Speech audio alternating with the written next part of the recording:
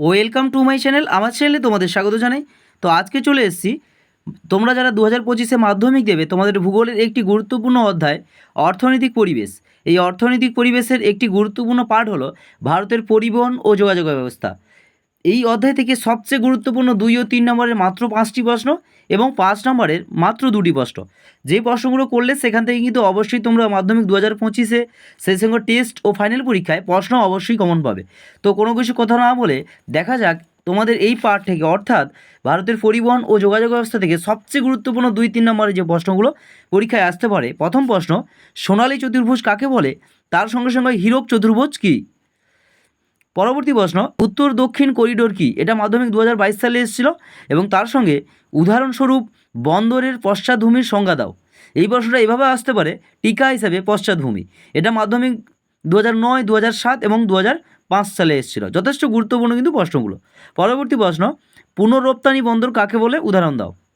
চলে যাই পরবর্তী প্রশ্নে, ভারতের রেলপথ ও সড়কপথের গুরুত্বের তুলনামূলক আলোচনা করো। প্রশ্নটা আরেকবার বলি, ভারতের রেলপথ ও সড়কপথের গুরুত্বের তুলনামূলক আলোচনা করো।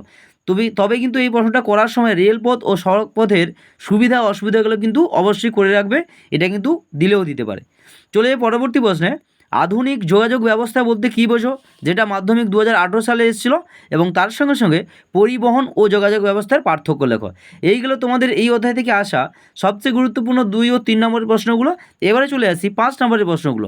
বিগত 2024-এ তোমাদের এই পার্ট থেকে প্রশ্নটা এসেছিল, ভারতের অর্থনীতি ও জাতীয় উন্নতিতে পরিবহনের গুরুত্ব আলোচনা করো। কিন্তু এবারে 2025-এ এই পার্ট থেকে সবচেয়ে গুরুত্বপূর্ণ যে দুটো প্রশ্ন, ভারতের অর্থনৈতিক উন্নতিতে রেলপথের গুরুত্ব আলোচনা করো। প্রশ্নটা ঘুরিয়ে এভাবে আসতে পারে, রেলপথকে অর্থনৈতিক উন্নয়নের জীবনরেখা বা জাতীয় জীবনরেখা বলে কেন?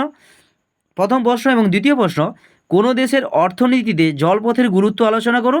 প্রশ্নটা এভাবে আসতে পারে, জলপথকে উন্নয়নের জীবনরেখা বলা হয় কেন? তো এই গেল তোমাদের এই অধ্যায় থেকে, অর্থাৎ অর্থনৈতিক পরিবেশ থেকে ভারতের পরিবহন ও যোগাযোগ ব্যবস্থা থেকে সবচেয়ে গুরুত্বপূর্ণ যে প্রশ্নগুলো পরীক্ষায় আসতে পারে সেগুলোই আলোচনা করলাম। এবং এই প্রশ্নগুলো ভালো করে করলে এখান থেকে আসা 2, 3 ও 5 নম্বরের প্রশ্নগুলো অবশ্যই তোমরা কমন পাবে। তাই প্রশ্নগুলো খুব ভালো করে রাখো। এবং সেই সঙ্গে এরকম ভিডিওগুলো পাওয়ার জন্য অবশ্যই চ্যানেলটিকে একটা লাইক করে সাবস্ক্রাইব করে দাও, যাতে পরবর্তী ভিডিওগুলো তোমরা পেতে পারো।